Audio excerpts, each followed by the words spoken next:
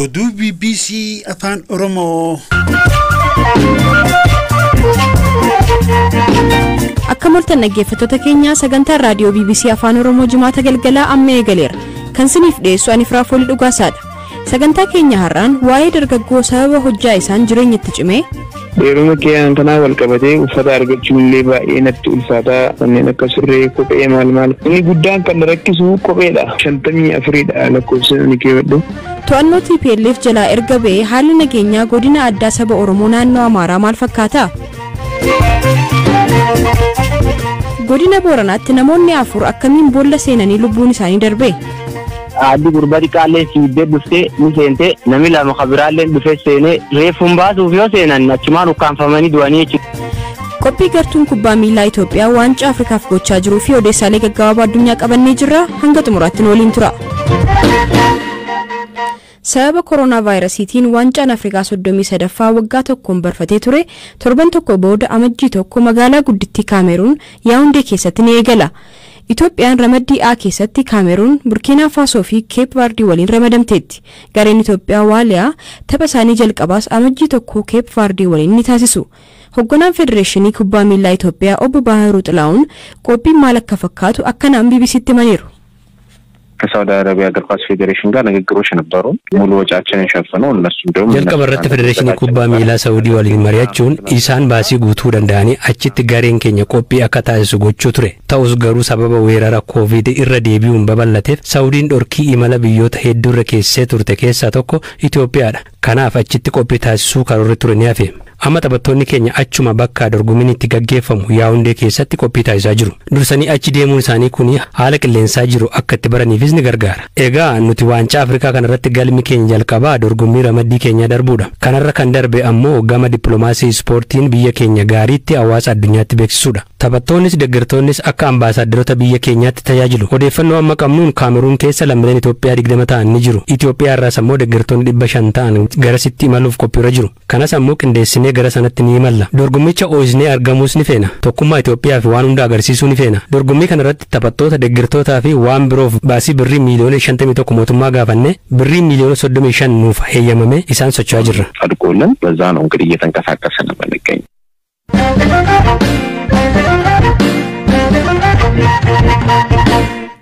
Godina Shawaabaa magaalaa Maqeetti dhalatee kan guddate Nagaa Hojimaan namoota naannoo isaa jiran irraa yeroo hedduu adda ba'ee mul'ata.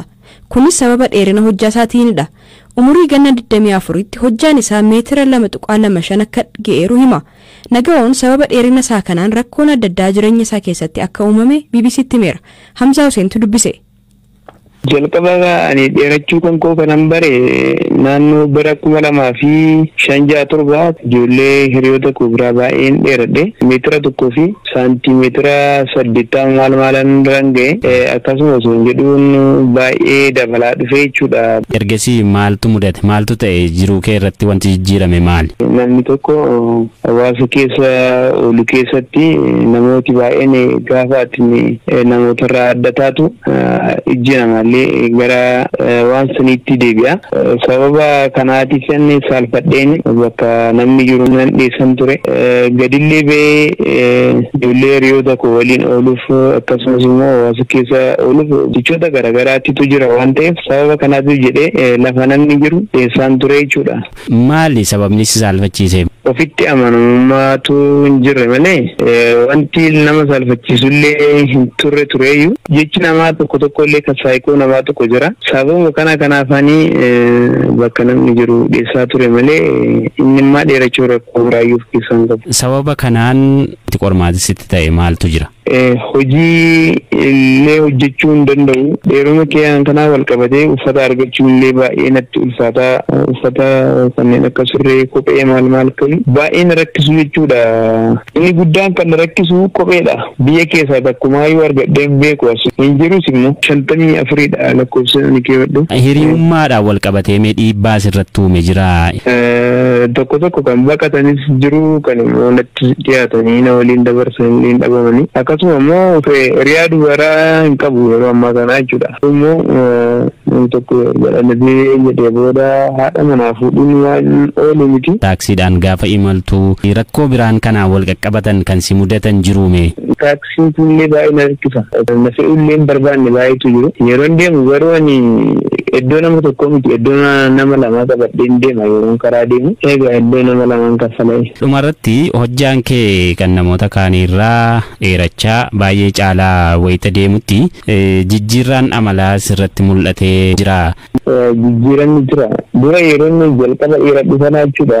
Namni garaan koo ilaalu nama lolii nama arrabsuu maal waan akkanaa akkamitti ture. Amma garuu abbaan kee kolfee abbaan kee na ilaalifu wanti atti dhaga'amu jiru jechuudha. Waan barbaadan soo jedhan jijjiirraan amalaa ni jira jechuudha isa duraan turre.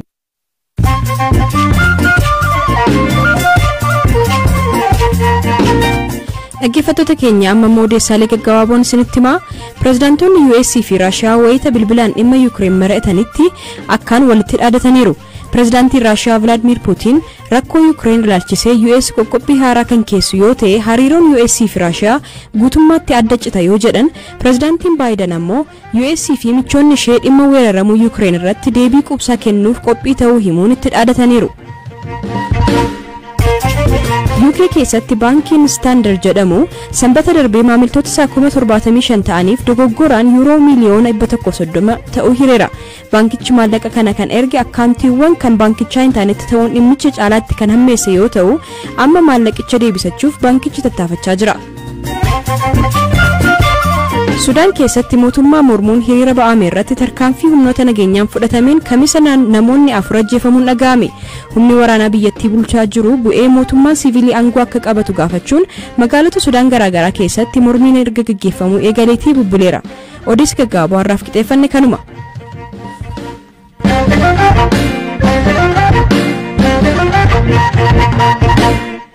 Gabaasa keenya ittaanuun naannoo Amaaraatti godinni addaa bulchiinsa saba Oromoo wayita to'annoo humnoota TPLF fi waraana bilisummaa Oromoo jala turetti miidhaa cimaa keessummeessuu aangaa'oti godinichaa ni himu. Waboon kan mootummaan Abaa Shanee jechuun waamuu fi shororkeessaadha jedhee labseeru yeroo ammaattis aanaalee baadiyyaa godinichaa hedduu hunda keessatti sochii taasisaa jiraachuu bulchaan godinichaa ni himu. Magaalaa guddoo godinichaa Kamisee dabalatee bakka garaagaraatti namoonni nagaa humnoota mootummaatiin ajjeefamaniiru kan jedhu ammoo jiraattonni himachaa jiru. Kana irratti waa'illi Habtaamuu Xibabuun bulchaa godinichaa dhiyeenya aangootti muudaman obbo Ahmed Alii dubbiseera. Haalli nageenyaa amma jiru tasgabbaatii jira. Uummata waliin marii babal'aa gochaa jirra. Uummanni gaheen irraa eegamu maali? Keessumattuu fuulduratti nageenyaa fi tasgabbii waaraa ta'e uumuudhaaf maal gochuu qaba kan jedhu akkasumas hooggansa haaraa kanarraa maaltu eegama kan jedhu uummanni yaada nuu kennaa jira. Inni badii dhimma wajjin ta'ee uummata keenya saamaa ture, ajjeesaa ture. Humni shaneedhaa bu'uuraan kutamee jira. Garuu asii fi achi hambaan isaa waan jiruuf isa kana uummanni bal'aan hirmaannaa bal'aa taasisuudhaan akkasumas caasaan nageenyaa milishaan poolisiin humna raayyaatti fi humna federaalaa wajjin ta'uudhaan kan bakkaa bakkatti hafe kana gara seerattis dhiyeessuu jira. Hojiin deebisanii dhaabuu sadarkaa akkamiirratti argama? Naannoo kanatti hojii lama kan hojjechaa jirru. Tokkoffaa dhaabbileen mootummaa almost baay'een isaanii hojiitti galaniiru. Kan lammataa badii naannoo sanitti uumame adda baasuudhaaf koreen sadarkaa godinaatti sadarkaa aanatti deeggarsa naannootiinis dhaabbatee gadi fageenyaan miidhaan qaqqabe kan ta'ee saabamaa jira. Aanaalee kami kan lola kanaan baay'ee badiin irratti qaqqabe? Aanaan miidhamne jiru gandoota 130 qabnu keessaa 86 miidhaan irra gahee jira. Mee gama gargaarsa namoomaatiin wanti gargaarsi uummataaf qaqqabaa jiru jira? Aanota hundarratti deeggarsi yeroodha. Meeshaalee manaa dabalatee nyaata dabalatee kan gahaa jiru jira, kan raabsamanii jira. Akkasumas deeggarsa hospitaala Qinnash Dibaabaa Adameen qorichoonni fi meeshaaleen addaa hospitaalichaaf gara miliyoona 18 shallagaman qaqqabanii manni irraa fayyadamu taasifamaa jira. Iddoowwan tokko tokkotti sochiin hidhattoota mallee waan jiruuf tarkaanfii fudhatamaa akka jiru natti himtaniirtu. Aanaalee kamirratti kan tarkaanfiin kun fudhatamaa jiru? Kana humnoonni nageenyaa aanaalee magaalota irra jiran gandoota irra jiran humna raayyaa humna federaalaa wajjin ta'anii sochii godhaa jiranii aanota baadiyyaa hundumarratti sochiin kun jira. Akkasuma darbee magaalota keenya irratti hojiin qulqulleessuu hojjetamaa jira. Mee garuu obbo Ahmad jiraattota illee haasofsiiseen ture keessattuu magaala Kamisee keessatti torbee wixata darbee namoonni lama ajjeefamuu akkasumas magaala Qalloottis torbeewwan lama keessatti namoonni hedduu naannoo 40 ta'an ajjeefamaniiru. Namoonni nagaa wanti jedhu jiraattonni nutti himaniiru. Kanarratti maal jettu isin? Durarratti tarkaanfiiwwan fudhatamaa turanii jiranii akkasaan ragaa beekuun qabu eegan dhufe yeroo gabaabaa waan ta'eef waliigalatti garuu humni miseensa sadii kanaan shakkame qabatamaati jira. Inni tarkaanfiin itti fudhatame sirna sadii sana keessatti hojii sana keessatti qabatamaan keessa jiran akka isaanidha ragaan qabu. Erga isin dhuftanii tarkaanfiin akkanaa namootni mana baafamanii tarkaanfii fudhatamin jiru. Tarii kan Kamisee kun erga isin dhuftanii natti fakkaata. Waliigalteen komandoosii qabnu garuu qaamni shakkame haa to'atamu isa booda hojii sana qulqulleessinee qaamni isa laallatu hunda fudhatutti to'annaa jala ooluu qabaadha. Isa kana ragaan qabu nan qulqulleessa waan amma kanatti gaha.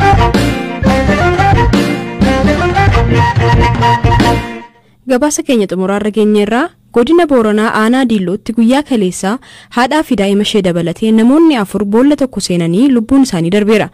Mallattoon gubachuu reeffa isaanii irratti argamuun isaa ammoo boollicha keessa maaltu jira kan jedhu irratti gaaffii uumeera. Namoota taatee kana ijaan argan keessaa tokko kan ta'e Barsiisaan Yuunivarsiitii obbo Waakkalaa Gabaaboo balaan kun akkamiin akka uumame BBC'tti himaniiru. Wanni Dillootti ta'e boolli wayii jira. Boolliti tun booqee keessa. Booqeen tun taasoo qabdu osoo hin taane boolli duraan volkaanoon keessa dhoota hawayii boolli guddoo achi keessatti namni wayii mallattoo wayii argee boolli keessa qotee boolli tana waan akka albuud wayii kee barbaadna fakkaata. Mallattoo isaa arginaan qotee meetirri jagaffe geesse achi booda yoo boolli qotu hin gaggaba dadhabnaan na gaggabsaa na ukkaamsaa hafuur baafachuu na dhowwaa dadhabnaan ifirra dhiiseedha. Boolli tan ifirra dhiifnaan biyyatti deebisee meetiri 2 dhiise. Boollichi meetiri 2 qofa. Boolli meetiri 2 suni gurbaan xiqqaan horitisu ijoollee waggaa 10 yookaan 11 haganaati. Kopheen isaa keessa buunaan kophee keessa fudhadhaa jedhee boolli seenaan gurbaan ukkaamamee achumatti du'ee gurbaan xiqqaa waliin jiranii fiigee galee himee addi gurbaa xiqqaallee fiiddee dhuftee ni seentee namni lama kabiraallee dhufee seenee reeffuun baasuuf yoo seenan achumaan ukkaanfamanii du'anii jechuudha. Daqiiqa 2 hin turre namni achi keessatti daqiiqa 2 osoo hin turre du'anii. Boollitti sun garuu bideen dhufneeti reeffi baasuuf yeroo nu dhufnu waan akka harwayii keessa ba'a. Wanni akka fileemii beenzila fakkeenyaaf yoo motoriitti yoo naqan wanni akka fileemii tokko irraan ba'u waan mallattoo akkasii mul'ata. Keessa ol balbalti reeffi mucaa xiqqaa jalqaba isaan hundi dura seene yeroo keessa baafnu gubatee jira. Guutumatti gubatee luqqa'ee jira gamii tokko guutu. Waan akkasiitti uumamee wanni kun gurbaan tokko haseenee ba'e ni jira. Haseenee ba'ee harka namni qabee fi keessa ba'e gaggabeetti eegas booda mana yaalaa geessinaan fayyee inni kun akkamsi godhaa innaan na ukkaamsaa jedha ukkaamameedha. Ukkaamameedha miilli isaa ammoo xiqqoo guggubatee jira. Kan waan akkanaati laftillee gammoojjii waan taateef gammoojjii akka malee gammoojjiiti. Gammoojjummaa sun wal qabateeti waan akka kaarboon monoksaayiidii waliin laf keessa bana fakkaata. Waan akkasiiti. Akkuma yeroo hasalman keessa qabsiifteetiin mana ofii cuftee teettee akkasumatti ukkaamamtee dootaa jechuudha. Akkasuma fakkaatu waanuma akkasii. Reeffi namoota kana muka murreetti muka dheeraa meetira 2 ol dheeratu murreetti muka okkoo qabu. Akka okkoo fakkaatu muka kookoo huccuu isaanii kennee akkasitti itti marree aadatti goonee aadi sun sisteemaan aadittiinee akkasitti aadaan hirkifne ba'a. Reeffi nama 4tu akkasumatti ba'a. Wanni akkana mudatee hin beeku. Namichi qote garuu armaan dura jaldeesii wayii seenee keessa du'ee beekaa jedha. Yuunivarsiitii Finfinneetti qorataa jiyooloojii kan ta'an Profeesar Attalaa Ayyaalaa wanta kana qorachuun akka barbaachisu himuun yeroo baay'ee garuu bakkawwan sulula qinxaamaa keessa jiranitti kaarboon monoksaaydiin namaa fi lubbu qabeeyyii biroo ukkaamsee ajjeesuu uumuu danda'a jedhaniiru. Egaan dhaggeeffattoota keenyaa sagantaa keenyaarraa kanumaan xumurre.